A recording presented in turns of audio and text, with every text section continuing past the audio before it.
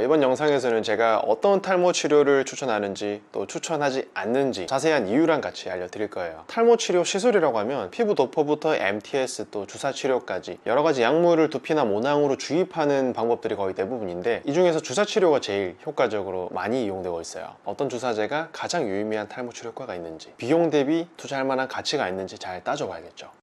비추천 탈모 치료 첫 번째는 리제네랄 액티바입니다. 리제네랄 액티바는 단순 주사 치료라기보다는 자가 줄기세포 이식 치료라고 불리는 방법입니다. 줄기세포가 포함된 후두부 모낭 3-4개 정도를 채취하고 그걸 갈아서 주사제로 만드는 개념이에요. 제가 리제네랄 액티바의 회의적인 이유는, 첫 번째는 유럽 피부과 학회지에 보고된 부작용 때문이에요. 도쿄의 한 대학병원 피부과에서 보고한 사례인데, 동네 병원에서 리제네랄 시술을 받고 이렇게 다발성 원형 탈모가 발생해서 내원한 사례예요. 이런 원형 탈모들이 생긴 겁니다. 그 빈도는 낮을 수 있지만 이런 인과관계가 있는 심각한 부작용이 보고됐다는 게 가장 포인트예요. 또 이 시술의 회의적인 두 번째 이유는 미비한 근거 수준 때문이에요. 리제네랄 액티바는 한 5년 전쯤에 국내 시장에 나왔다가 시장에서 다시 좀 사라지다시피 했었거든요. 그럴싸한 근거들이랑 같이 시장에 나왔다가 좋지 않은 피드백들이랑 함께 사업성이 떨어지면서 시장에서 사라지는 거죠. 제가 받았던 이 스마트 프레2 치료도 줄기세포를 이식한다는 개념의 그런 치료였는데, 학생 입장에서 200만 원이 넘는 비용을 투자하면서 큰 마음을 먹고 치료를 받았었는데 효과는 거의 느끼지도 못할 정도로 미미했어요. 지금 이 치료도 거의 하는 병원을 찾아볼 수가 없을 거예요. 어쨌든 리제네랄 액티바에 대한 여러 가지 논문들이 최근에 언급되면서 또 이 기계를 리뉴얼하면서 영업을 활발하게 하고 사용하는 병원들이 점점 늘어나고 있는데, 그 최근 언급되는 논문들을 보면 하나같이 다 근거 레벨들이 굉장히 낮습니다. 리제네랄 회사 관계자가 연구 참여하기도 했고, 눈가림도 무작위 추출도 없는 제대로 된 연구 세팅 없이 진행된 신뢰도가 굉장히 낮은 논문들이라는 거죠.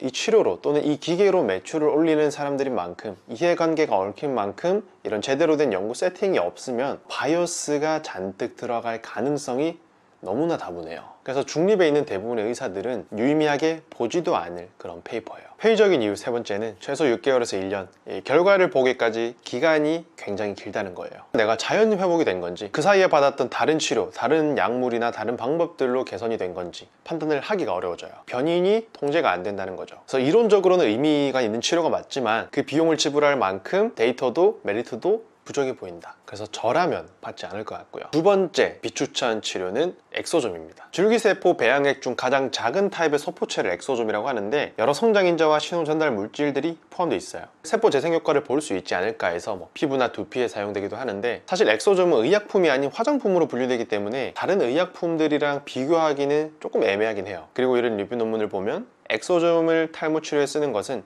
임상효과와 안전성에 대한 근거가 없다고 말하고 있어요. 눈가림이나 무작위 추출 같은 연구 세팅은 없었지만 환자분들의 피드백이 대부분 효과 없다, 이런 좋지 않은 피드백이 거의 대부분이었어요. 다른 치료들에 비해서 효과나 여러 가지 데이터가 조금 실망스러운 편이었는데, 어쨌든 종합하면 효과에 대한 데이터가 부족하고 화장품으로 분류되다 보니까 안전성에 대한 그런 검증도 조금은 부족하고요. 부작용으로는 흔치 않지만 주사 부위 모낭염이나 뾰루지 같은 게 있긴 했는데, 탈모약이나 미녹시딜, 생활습관 교정을 할 수 없는 분들이나 충분히 잘 해봤는데도 개선이 없는 분들, 어떤 주사치료를 받겠다고 하면 저는 PRP를 가장 추천합니다. PRP는 내 피를 뽑아서 원심분리를 돌리고 혈소판, 성장인자가 농축된 혈액의 층을 주사제로 추출해서 주사하는 방법이에요. 근거 레벨이 높은 연구 결과들도 많고 효과에 대한 데이터도 확실히 많이 축적되어 있다는 게 장점이에요. 다른 치료들보다 확실히 근거가 탄탄한 치료법이죠. 이렇게 리제네랄 액티바랑 비교한 연구를 봐도 PRP가 오히려 더 데이터가 좋아요. PRP가 데이터가 훨씬 괜찮고 비용적인 면에서도 PRP가 더 저렴하니까 저라면 무조건 PRP를 받아야죠. 추천 시술 두 번째는 두피 보톡스예요. 두피에 땀이 많은 분들이라면 두피 보톡스를 강력하게 추천드리는데, 보톡스는 기본적으로 사각턱이나 미간 주름을 예방하고 해결하는 데 쓰이는 주사제지만 땀을 줄여주는 효과와 동시에 탈모 개선 효과도 어느 정도 있어서 점점 더 많은 병원들이 두피에도 보톡스를 주사하고 있어요. 교감신경 차단 효과로 땀 분비를 억제하고 모낭 주변 혈류를 개선시키고 DHT 관련 TGF-베타를 줄여주면서 탈모 치료 효과도 기대할 수 있는 거죠. 저도 여성 탈모 환자분들 위주로 두피 보톡스 연구를 한번 진행했던 적이 있는데, 환자분들한테 좋은 피드백을 많이 받았던 기억이 있어요. 통계적으로 어떻다, 효과 데이터가 어느 정도다 분석을 한 게 아니라서 정확하게 말씀드리기는 어렵고요. 아직 근거가 탄탄한 논문들도 좀 부족한 상황이기 때문에 탈모로 고민인 분들 중에 특히 땀이 많은 분들께 추천드려요. 땀도 줄고 탈모도 개선되면 땡큐죠. 효과는 보통 3개월 정도 지속되니까 시술 주기도 괜찮고 비용도 합리적이라서 괜찮은 옵션이에요.